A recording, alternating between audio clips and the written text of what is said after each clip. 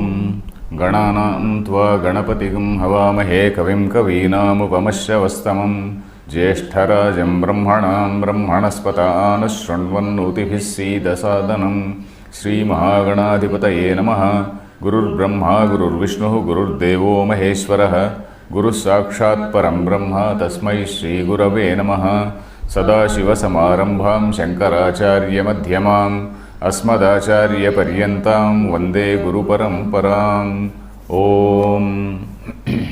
Dear friends, in the last class we read the 40th shloka of the first adhyaya. The 40th shloka was Adharmabhivavat Krishna pradushyanti kulastriyah strishu dushtasu varshneya jayate varnasankaraha.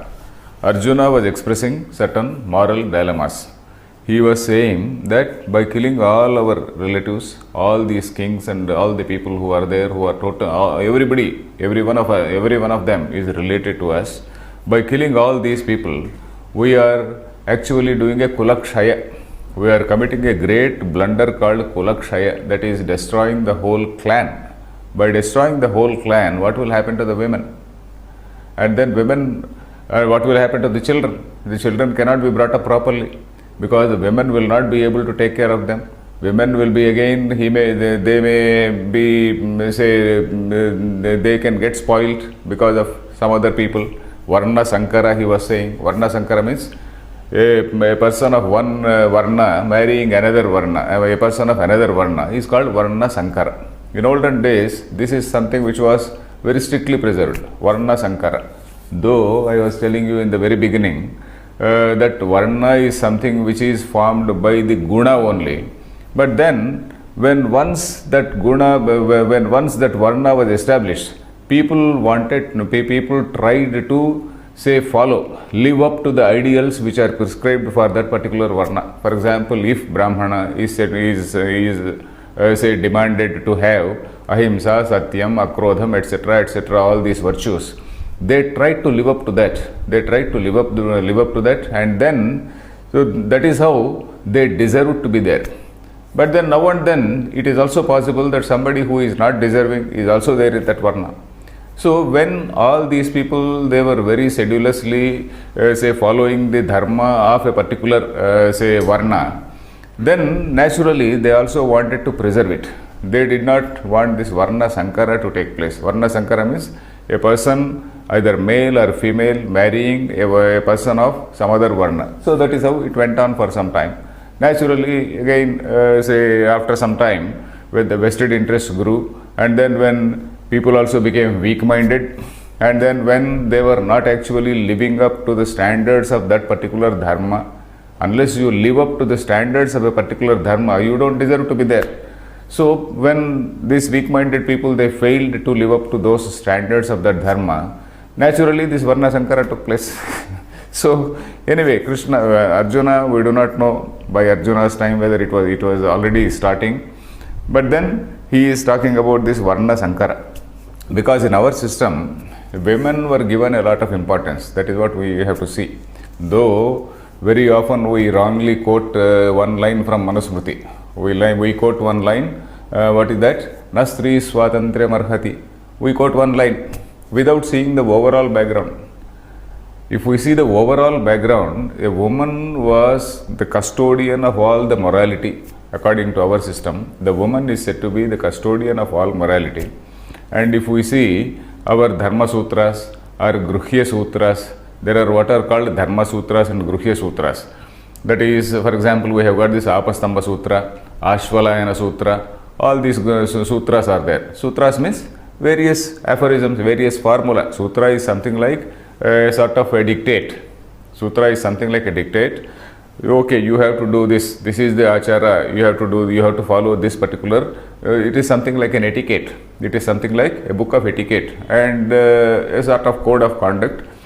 Etiquette not only for social occasions but also for religious occasions. So that is the speciality of this Dharma Sutra or Gruhya Sutra. For example, in this Apastamba Gruhya Sutra, there is one sutra saying that Avrutascha Astribhyah Pratiyeran. There is one book, I am referring to a book called Apastamba Gruhya Sutra, that is there. in the second chapter there is a sutra which says, the sutra, Gruhya Sutra, basically it is telling about various acharas. Achara means the code of conduct at a particular time, a code of conduct of various people in the society at a given time. So it starts like, okay, atha karmani achara dhyani gruhyante. So that is how it starts. So all these acharas I am going to tell. So he keeps on giving a description of various duties. And at the end, he says, this Apastamba, whatever has not been covered, whatever has not been told, or rather, because all things cannot be conceived, all things cannot be imagined. So whatever has not been covered here, you please observe the women of that particular society, and then you learn from them. So that line says, Avrutascha Astribhyah Pratiyeram. Astribhyah, that is from the women of various communities. Astribhyah. A means Samantat, all over. Actually means it is an upasarga meaning all over. So this Astribhyah, that is from people of different, from all the communities. Avrutaha, that is whatever has not been told, whatever has not been covered in this book. Pratiyeran, people, you please know whatever has not been covered here by observing elderly women of different communities. So that is what he says. So the women were supposed to be the custodians of morality. So they are the people who are supposed to bring up their children properly. They are giving assistance to the husbands in all performance of dharma. So that was the importance given to women. So that is why Arjuna is talking about that Strishu Dushtasu Varshneya Jayate Varna Sankaraha. So when the women are left totally protectionless, what will happen? So such women have to be protected. So in that context, that line comes, Nastri Swadantram Arhati. So that is it. So let us read for the next shloka.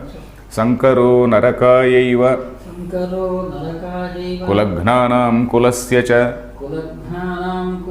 Patanti Pitaro Hyesham Lupta Pindodaka Kriyaha. Okay, he says, Sankaraha Narakaya Eva. Sankaraha means this Varna Sankaraha. This sort of the intermixing of these Varnas. It will definitely lead us to hell. Naraka means sort of the so-called lower regions, the hell, whatever we say. It is going to lead us to hell only. Kulaghanaam kulasyacha. Who are the people who are led to hell? Kulaghanaha. The people who are responsible for destruction of this kula, of this clan. Kulaghana. Kulam hanti iti kulaghanaha. Isn't it? Kulam hanti. So plural is kulaghanaha. Kulaghanaam Narakaya Eva. That is, all these Kulaghanas. So Arjuna is actually implying we are going to be one such. We are also going to be the people who are destroyers of this clan. And then definitely we are also going to hell. So Kulaghananam Kulasyacha. The entire clan also will go to hell. So that is it. Sankaraha Narakaya Eva. Then what will also happen? What will happen to the Pitaraha?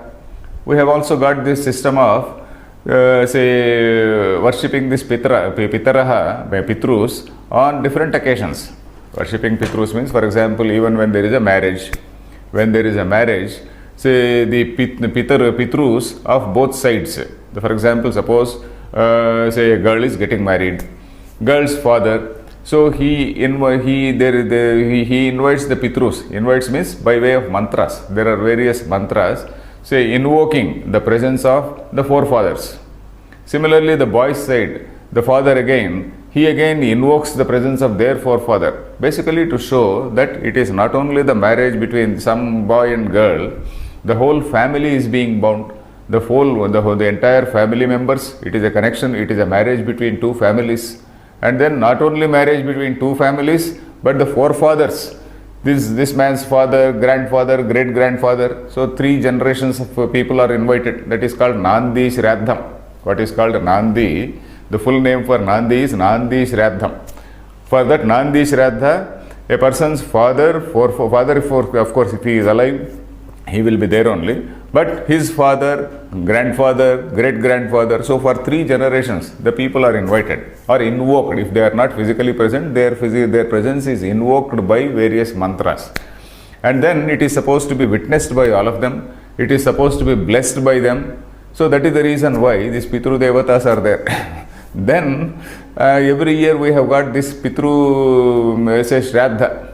Pitru Shraddha, that is where Pindodakas are offered. Pindodakas means the son, he performs the this Shraddha, and that is called the annual ceremony, we call it in English. That Shraddha. Shraddha, the meaning of Shraddha is Shraddhaya Krutam is Shraddham. Whatever is performed with Shraddha, with devotion, with attention, he is called Shraddham.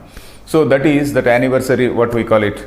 So in that anniversary, we prepare some food by way of this, some food morsels we prepare. We call it pinda, and then those pindam and then water we offer to those pitrus. The same 3 generations of people are called. So prior to that, it is presumed that they have gone to Brahmaloka.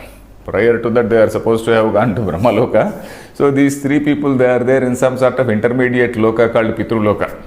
So from that Pitruloka, unless there is some system for offering this Pitru, say, Tarpanas and whatnot, they will not be liberated from that loka.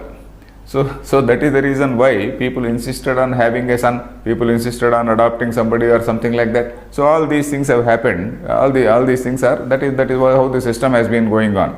So here Arjuna says, Yesham Pitaraha, the forefathers of these people. The forefathers of these people means, who are these? Kulaghanaha, the people who are destroying this clan. So even the forefathers of all these people, they will also patanti. Patanti means they will fall.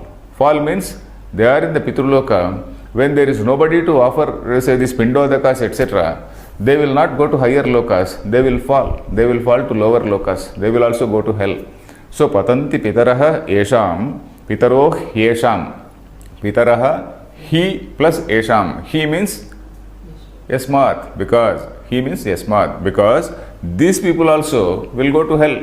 All those forefathers will go to hell. So because their forefathers will fall, will not go to higher lokas, these people who are responsible for destroying the clan, they will definitely go to hell. So that is the construction. So esham lupta pindodaka kriyaha. Pindodaka kriyaha are luptaha. Luptaha means lost. Luptaha, they are all discontinued. Because when all these people they die, who is there to offer, say, Pindodakas? So all the people who are supposed to give Pindodakas, they have also died. So Lupta Pindodaka Kriya. So that is it. Then next, Doshairetai Kulagnanam Varna Sankarakarakaihi Utsadyante Jati Dharmaha Kula Dharmascha Shashvataha. So Arjuna is actually talking like an expert on Dharma. Particularly, there is what is called a Mimamsa school. There is a Mimamsa school. Those people who are experts in all these rituals and then all these, all these things which we are discussing, all these Pindodaka Kriyas and all these things. So he is saying this Varna Sankara, all strict Mimamsaka terminology he is using. So here, Varna Sankara Karakaihi Etaihi Doshaihi. By all these blunders, etaihi doshaihi means by these blunders, etaihi doshaihi. And what type of blunders? Varna sankara karakaihi. Those blunders which are responsible for this intermixing of these varnas. The blunders which are responsible for the intermixing of these varnas. And who has performed them? Kulaghanaha. Kulaghananam doshaihi. All these people who are actually responsible for destruction of the clan. So the connection or the anvaya, if you see the anvaya of this line, Kulaghananam doshaihi etaihi varna sankara karakaihi. So all these blunders which are committed by these people and which are the blunders which are responsible for this varna sankara, then what will happen? Utsadyante jati dharmaha. Jati dharmaha kula dharmascha utsadyante jati dharmaha. The code of conduct which is prescribed for a particular jati. a particular jati and kula, we are not very sure which is larger and which is smaller, whether jati is larger or kula is larger. But it appears that jati is a larger entity, kula is a smaller entity. So jati dharmaha kula dharmascha shashvataha utsadyante. All these things, shashvataha means those which have been handed from generation to generation. Shashvata actually means permanent, eternal. But of course here it is not eternal, because this achara cannot be eternal. Achara is something which keeps on changing. Dharma, certain aspects of dharma are sanatana. They are always there, always applicable to all societies. They are eternal. But then these are certain things, acharas, they keep changing. Acharas keep changing even according to the place. In one place there is an achara, in another place you go to a hot region, there is another achara. You go to a colder region, there is an achara. If you go to North India, say all these pujaris, they will be wearing sweaters and shirts and whatnot. So that is the achara there. But when the people who go from here, the pujaris here, they don't wear shirts. So these people, they go and find fault with them. Those people, they come and find fault with the people here. So it depends on the climate, it depends on various other factors, it depends on the food which is locally available. So depending on the food, climate, etc., all these acharas will be determined. So deshachara is something which keeps on changing. So anyway, here jati dharmaha kula dharmascha shashvataha, he is saying. Shashvataha means here we have to take the meaning as something which has been handed over from generation to generation. From the forefathers, whatever acharas, whatever etiquette, whatever manners, the norms, let us say, all these norms which have been handed down, all these things will be utsadyante, that means uprooted. They will be just uprooted. Utsadyante. They will be just uprooted. They will all perish. They will be uprooted and they will perish. Then, next shloka. Utsanna kula dharmanam manushyanam janardana narake niyatam vaso bhavatityanu shruma. So he is also displaying some general knowledge. Arjuna is displaying some general knowledge, saying that we also hear from our elders. Anushruma. Anushruma means we are hearing from our elders. We hear from our elders. Anu Shushruma. Shushruma means we are hearing. Anu Shushruma means Paramparagatya. That is from all elders. We are hearing this. What is it? Utsanna kula dharmanam manushyanam. He Janardana. He Janardana is the address. He is addressing Krishna. So for all these people, that is Utsanna kula dharmanam. That is for those who are responsible for uprooting these kula dharmas. Utsanna kula dharmanam. For those who are responsible for uprooting all these kula dharma. Manushyanam. Manushyanam means to such people. Then what is in store for them? Narake niyatam vasaha. For them, narake vasaha niyatam. Narake means in the hell. Vasaha means stay there. Vasudhatu, to stay, to live. Narake vasaha, that is their stay in hell is something which is niyatam. Niyatam means that is sure, definite, prescribed. That is something which is definite. Narake niyatam vasaha. For them it is, they are going to definitely stay in hell. Then niyatam vasaha bhavati. Bhavati means it will be like that. Narake vasaha bhavati. That is niyatam. It is sure that they are going to stay in hell only. So that is what we are listening from all our elders. So that is the meaning. Then he says, let us read. Aho batamahat papam kartum vyavasita vayam yad rajya sukhalobhena Antum swajana mudyataha. Okay, so he says, we are actually committing a great sin. Rajya sukha lobhena. Why are we doing that sin? Rajya sukha lobhena. Because of the greed for this Rajya sukha, the pleasures of this empire. Rajya is empire, kingdom. So, Rajya sukha lobhena. Sukha is happiness. Lobha means greed. because of the greed for pleasures of this kingdom, Rajya Sukha Lobhena, then Swajanam Hantum Udyataha. Swajanam, our own people, Hantum Udyataha. We are prepared. Udyataha means prepared. We are prepared for what? Hantum. Hantum means to kill. Just because of greed, just because of our avarice, because of our desire for the pleasures of this kingdom, we are prepared to kill our own relatives. We see this word Swajanam, Swajanam, Swajanam every time it is coming. This is also important because Arjuna, he would not probably have qualms to kill others. Had they been totally outsiders, he would not have had qualms. So here he is having that feeling, aham mama, aham mama. So that is what Lord Krishna also is going to say later, and that is what we are going to see in the Bhashyam also. So the basic problem with a human being is I and mine, aham mama, aham mama. He is just bothered about his thing and his clan, isn't it? He is bothered about his going to hell, then he is bothered about his clan. So had they been total outsiders, he would not have cared a bit. Just like he had done earlier. He had vanquished so many people at so many times. He had fought so many wars earlier. And then his very name is Dhananjaya. He smashed lot many people and he collected properties from them. So he has that record. So a person with that record, it is not as though he has come to war for the first time. He is a man, he is a war veteran, let us say. And then the very fact that his sons and grandsons are also there, and in fact that is also a point which we have to note. Probably the Pandavas, they were in their 50s or 60s when they came to this war. And when in those days, probably in their 60s and 50s also, they were quite strong and fit enough to fight. So here, Yad Rajya Sukhalobhena Swajanam Hantum Udyataha, then Aho bata mahat papam kartum vyavasita vayam. Vayam means we. Aho bata. Aho bata means alas. It is an exclamation.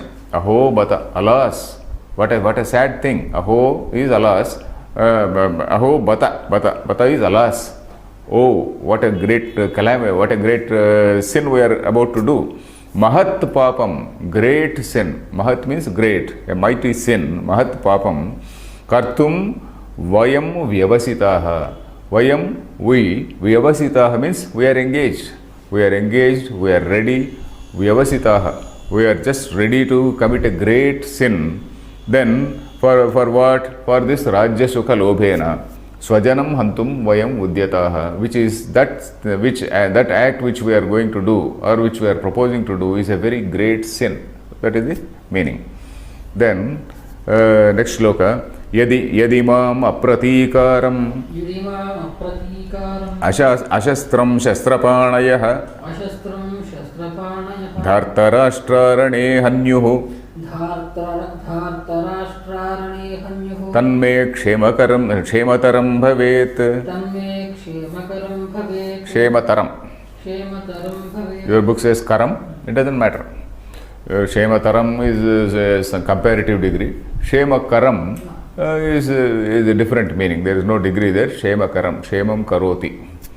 So Shemataram bhavet. So there he says, okay, now I have now decided to leave my weapons. I will just sit here. So I don't retaliate also. And those people, if they attack me, even when I am not retaliating, even if they shoot some arrows and they kill me, I am prepared to get killed. So that is what he is saying. Yadi mam apratikaram. Pratikara means to retaliate, fight back. Apratikara means not fighting back. Mam apratikaram means me who am not fighting back. If they hurt me, if they hit me or if they kill me, who am not fighting back. So that is it. Yadi mam apratikaram ashastram, not even having a weapon in the hand. Ashastraha, that is not having a weapon in the hand. And on the other hand, they are having shastras. They are shastrapanayah. Shastrapanayah means they are having shastras in their hands. Pani means hand. Shastrapanayah, with weapons in their hands. If they attack me also, if they attack me and kill me, I am prepared to get killed. Yadimam apratikaram ashastram shastrapanayah. I am not having a weapon, I am not retaliating. Even then, those shastrapanayah, dhartarashtraha, the sons of Dhritarashtra, rane hanyuhu. If they hit me, if they kill me in this battle, rana means yuddham, that is battle. In this battle, if they hanyuhu means if they kill me, even that, tan me is tat me, that for me, kshemataram bhavet. It is good for me. It is kshemataram. He says, it is going to give me kshemam only, because certainly I will not go to hell. So that is what he says. But unfortunately, the Raja Dharma is otherwise. Arjuna is getting confused between Raja Dharma and sentimentalism.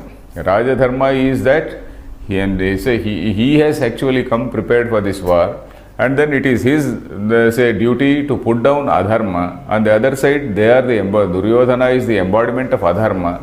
And here this Dharmaraja, who is a Rajarshi, who is embodiment of Dharma, he is here. Lord Krishna himself is here, who is an Avatara Purusha. And at this time, Arjuna is having a small confusion and a moral dilemma. So that has to be corrected. So that is it. Dhartarashtraha rane hanyuhu tat me kshemataram bhavet. So he is saying that that is going to be shema for me. But in reality, it is not so. So he is seeing the wrong thing as the right. So that is the problem here. He is seeing the wrong thing as right thing because of his sentimentalism, because of his this aham mama feeling. So these are my people, I am going to kill them, my, that feeling. His judgment is getting clouded here. Then Sanjaya uvacha eva muktva Arjuna sankhye rathopastha upavishat visrujya sasharam chapam shoka samvigna manasah. So having told like this, Arjuna having told like this, Sankhya means in the battle, so he just collapsed, he just dropped down at the base of the chariot, and then he left his weapon, and then he was filled with, his mind was filled with grief. So that is what it says. Evam uktva. Arjuna is the subject here. Arjuna, evam uktva means having told like this. Sankhya means in the battle. Sankhya actually means battle. Sankhya. Rathopastha upavishat. Ratha upasthe. Rathasya upasthe. Upastha upavishat is a sandhi. Rathopasthe upavishat. They write when the sandhi is there, we say as rathopastha upavishat. Rathasya upasthe. Upastha means that is the base. Upastha. Upa means below. Stha, which is there below. So that is what is called upastha. The upastha here is that base of that ratham. So that in that place, upavishat, he said just sat down. Then sasharam chapam vishrujya. Sasharam. So along with this arrows, chapam is bow. Sasharam. Sharam is this, say what is this, arrow. So bows and arrows, he just dropped down. Visrujya, he just dropped them there. Visarjanam. Visarjanam is leaving. Visrujya means having left them, having dropped them. Sasharam chapam. Shoka samvigna manasaha, he is just collapsed there. Shoka samvigna manasaha. Shokena samvigram manasam yasya. That is one whose mind is totally immersed in shoka. Shoka means grief. One whose mind is totally submerged in grief. So that is the meaning of shoka samvigna manasaha. So he is in a totally disturbed condition. He just sat down. So this is the end of the first chapter. This last line is very important. Iti Srimad Bhagavad Gitasu Upanishadsu Brahma Vidyayam Yoga Shastre Shri Krishna Arjuna Samvade Arjuna Vishada Yogo Nama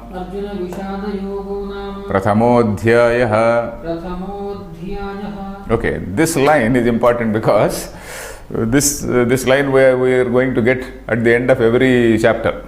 At the end of every chapter, we are going to get the same line. Only the name of that chapter will be changing. Arjuna Vishada Yogo Nama Prathamodhyayaha. For first chapter, it is the Arjuna Vishada Yoga.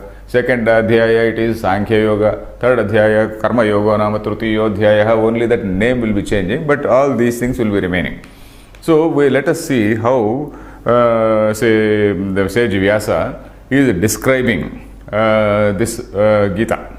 So he says, Iti Srimad Bhagavad Gita Su. Gita is singular. Gita, I told you the meaning of Gita in the very first classes. I told you the meaning of Gita. Gita means a very great, noble statement which tells about the nature of the divinity. So that is what is Gita. Bhagavad Gita, that is something which has been revealed by the Bhagavan himself. Bhagavad Gita, I gave again the meanings. Bhagavad Gita, Bhagavata Gita, Bhagavataha Gita, all those things if you recall, I gave the meaning of Bhagavad Gita at that time. Then Bhagavad Gita Su. So he says, each shloka is something like a Gita, is something like a, say something which is a very important statement. Each shloka is an important statement here. So Bhagavad Gita Su, and he says Upanishad Su. Upanishad, we know the meaning of Upanishad. Upanishad is something which will destroy all our ignorance. The meaning, the simple meaning of Upanishad is something which will destroy your ignorance, and then which will lead you to the knowledge of Brahman. There are two meanings there. It will weaken your bonds, it will eradicate the ignorance, and it will also lead you to the Brahma Jnana, the knowledge of Brahman. So that is what is Upanishad. So here he says Upanishadsu. That is, in the Upanishads, plural he says. So in fact, if you just listen to some very, very old traditional scholars, they say that, so suppose they read one line, Samadukha Sukham Dhiram Somrutatva Kalpate, something like that. So either in pleasure and pain, you have to maintain that equanimity. So they say that one or two shlokas, it may be one shloka or a couple of shlokas or 3-4 shlokas put together, having a particular topic. So that particular thing, they say it is Upanishad. So for example, the Samadukha Sukham Dhiram, they say it is something, Titikshopanishad, they say. Titiksha is maintaining equanimity in times of all types of physical disturbances. All types of physical disturbances, you have to understand that they are all ephemeral, they are all fleeting in nature, and then not forcibly restraining the mind, but you have by viveka, by proper analysis, by proper understanding, you have to realize that they are all ephemeral, and then you just develop the habit of taking it as it comes. So that is what is called titiksha, equanimity. So that particular shloka, they say it is Titikshopanishad. Similarly, some other shloka, then dhyana, let us say, then it is called Dhyanopanishad. So when you come to 6th Adhyaya, when you talk about this dhyana and Atma Samyama and things like that, a couple of shlokas, they say Atma Samyama Upanishad. So there is a tradition like that. If you see some old teachers, maybe even now, if you go and ask some old teachers, they will be able to say these things. But then, of course, I don't have details of all those things.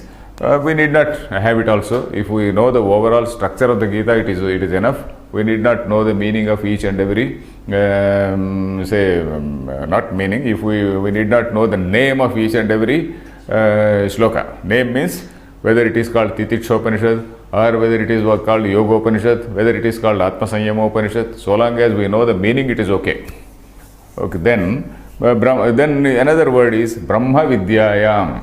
Bhagavad Gita Su, Upanishadsu are over. Brahma Vidyayam. This book is something which is relating to Brahma Vidya, the knowledge of Brahman. Brahman, I said in the earlier class, Brahma is the supreme reality. Brahma is something which is, when we talk about, the supreme reality, we are not talking about God. God and Brahma are different. Brahma is something which is the supreme reality called existence, consciousness and infinitude, where you call it only it. You don't call it God. You only call it it. It is an entity which is pure consciousness pervading all over. So that is what is Brahman. Then what is it that we are calling God? God is something which is a separate thing. It is a level of functional reality or empirical reality or transactional reality, as we call it.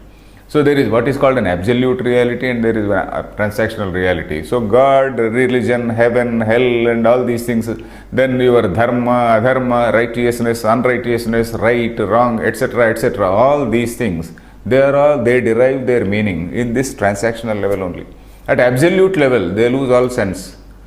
Once you are a jnani, once you are free from all these things, once you realize that you are neither a Hindu, nor a Christian, nor a Muslim, nor an Indian, nor anybody, and when you lose all your attributes, then you are a jnani. You are not bound by all these things. So that is the absolute level. So we are going to see all that in future. So this book is going to give that knowledge of Brahman. What is the supreme reality? So that is the meaning of Brahma Vidya. Then Yoga Shastra. This is a word which is rather difficult. Yoga. When we say yoga, the very first meaning which comes to our mind is Patanjali's yoga. Patanjali's yoga. The yoga is now popular all over the world. There are so many yoga schools. There is what is called power yoga. They do so many push-ups in say 1 minute. And there is various types of yoga are there, which are totally different from what Patanjali says, what the tradition says. The very objective of yoga is to gain self-control, not to build up muscles. Is to gain self-control means to control your anger, to control your hatred, not only control, to eradicate, to clean your mind. The very objective of yoga is to clean the mind. And of course, Patanjali Yoga, not only cleaning the mind, to bring it into focus, a samadhi, samyak adhiyate manaha iti samadhi. That is, the mind is focused on a particular thing.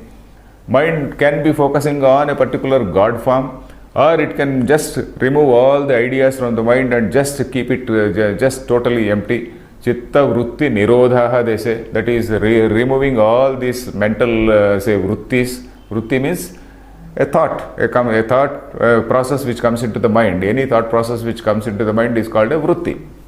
So all these things, they have to be removed, and then the mind is in total tranquility. So that is what is samadhi. So the yogis, they try to arrive at that stage, and then prior to that, they do all these things, yama, niyama, asana, pranayama, etc. They do. That is for cleaning the mind of all these, the so-called dirt of the mind. They call it chitta malam. Chitta malam means the dirt of the mind has to be cleaned first. Only then you can concentrate, you can do this dhyana, dharana, yoga, etc. So the yoga here, you can note down actually, yoga, this Bhagavad Gita, whenever the yoga comes, the main meaning of yoga is Jnana Nishtha. The main meaning, the principal meaning of yoga is Jnana Nishtha. When Lord Krishna says, Imam Vivasvate Yogam Proktavan Aham Avyayam. So when he says in the fourth adhyaya, he is going to say, I have told this yoga to Vivaswan. Vivaswan means the sun god. In the beginning of creation, I told this yoga to the sun god. When he says, then the meaning of yoga there is Jnana Nishtha. This particular Jnanam. So that is the primary meaning of yoga in this. And in some other places, wherever you find Karma Yoga, Sankhya Yoga, Dhyana Yoga, Bhakti Yoga, etc., there yoga means it is, you are now in that particular subject, in that particular chapter, the topic for discussion is Dhyanam. So that is Dhyana Yoga. The word yoga comes from a root called yuj. Yujir yoge. Yujir yoga means you are associated, yoked. Yoga and yoke, English word yoke, they are also related, they are also yoked. This yoga and yoke are yoked. So this yoga, that is from the root yujir, that is in, say for example, karma yoga. There the discussion is about karma. Then the dhyana yoga, the discussion is about dhyana or meditation. Then bhakti yoga, the discussion is something on bhakti and upasana. So depending on the subject matter, it is called yoga. So that is what we have to see. Yoga is used in different contexts, in different senses. We have to be very careful in knowing the meaning of yoga. For example, Krishna says in the 10th chapter or so, Pashyame Yogamaishwaram, you see my yoga. So there, yoga actually means the Lord's power to manifest in different forms. Vibhuti yoga, the Lord's power to manifest in different forms is called yoga there. So this word yoga, every time the word yoga comes, we have to be very alert. So in what sense it is coming? So of course, you should not get a doubt, was not Arjuna confused by all this? Arjuna of course was not confused, because Arjuna was also a person who had very deeply, very well, who had studied Vedas very well, very deeply. Because for, as I told, for Kshatriyas, study of Vedas was compulsory. So Arjuna was a very serious student of, say, Vedas. It is only temporarily that the man has become rather disoriented. He has just developed a small moral dilemma at this stage. But otherwise, he is also a learned man. So anyway, from our point of view, we have to understand that the primary meaning of yoga is Jnana Nishtha. All other things, they is secondary. Depending on the context, we have to see the meaning. So here, Brahmavitam Vidyayam Yoga Shastre Shri Krishna Arjuna Samvade. There is a Samvada. Did I explain this word earlier? No. Samvada. Samvada means Sam is an Upasarga. Vada is word. Vada actually means there is in Tarka Shastra, that is in logic. In Tarka Shastra, there are three words called Vada, Jalpa and Vitanda. Vada means two of us we sit and then we discuss. We discuss a subject. And then you have no agenda, I have no agenda. We want to find the truth. We want to arrive at what are the facts. Not only two of us, there may be 10 of us, and we will be doing some sort of brainstorming. We will make an analysis of a particular thing, strengths, weaknesses, some sort of SWOT analysis, whatever it is. So that is what is called Vada. Then Jalpa, there is another, it refers to another type of argument between two persons or two groups, where I want to establish my own argument. I have an agenda to establish my argument and you have an agenda to establish your argument. So that is what is Jalpa. Then there is another thing called Vitanda. I have no argument of my own, but whatever you say I contradict, whatever you say I try to demolish, destroy. So that is what is called Vitandavada. So these are three types of things, arguments which can take place among human beings. So that is why Tarka Shastra has described them. So what is Samvada then? Vada is a clear agenda-less discussion is Vada. Samvada, Sam is an Upasarga which also says it is an enhancement of this Vada. It is an enhancement of this Vada, which means it is between a teacher and a student. A teacher and the student. Student also is willing to listen to the teacher. Student is having some Shraddha, he is having some right attention. He has not come to question the teacher or to demolish the teacher's arguments. He wants to know what is there in the text. He wants to know what is there in the Shastra. So he is sitting with some degree of some sincerity, some degree of Shraddha, some degree of willingness to listen. So all those things are there in the part of the student. And the teacher also, he is also equally having Shraddha. So Guru Shishya Samvada is called, Guru Shishya discussion is called Samvada. So that is the meaning of Krishna Arjuna Samvada. Here Krishna is the Guru, Arjuna is the Shishya. So Krishna, in fact, we say Krishnam Vande Jagat Gurum. Krishna is called the Jagat Guru actually. You know the meaning of Jagat Guru? Jagat Guru. The meaning of Jagat Guru actually is Jagat. The meaning of Jagat is Gacchati iti Jagat. The world is always moving. The world is always changing. Society is always changing. Gacchati iti Jagat. World is always in a state of flux. So a Guru is somebody who understands the change. Guru is somebody who knows how the Jagat is. He is not somebody sitting in an ivory tower. He is not somebody who does not know the social conditions. He is not a person who does not know what are the social tensions and frictions. A real Guru, a real leader of a society, he is supposed to know what are all the social tensions. And nowadays we call it fault lines. We call it fault lines.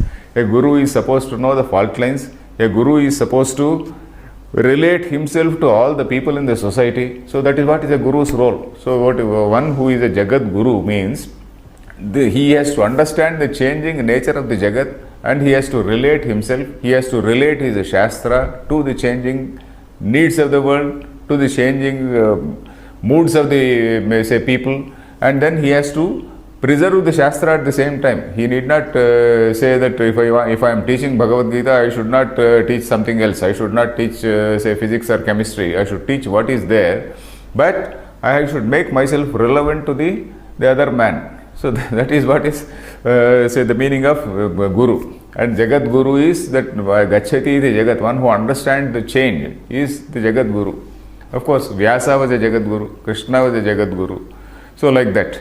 So the Krishna Arjuna Samvade, here Arjuna Vishada Yogo Nama Prathamodhyayaha.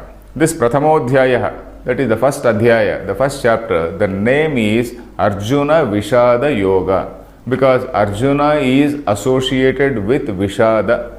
Vishada means a sense of collapse. Sidati. Sidati means that is drop down, sits, drops down, collapses. So he is associated with that sense of collapse. He is in a state of despondency. He is in a state of that, say, gloom and grief.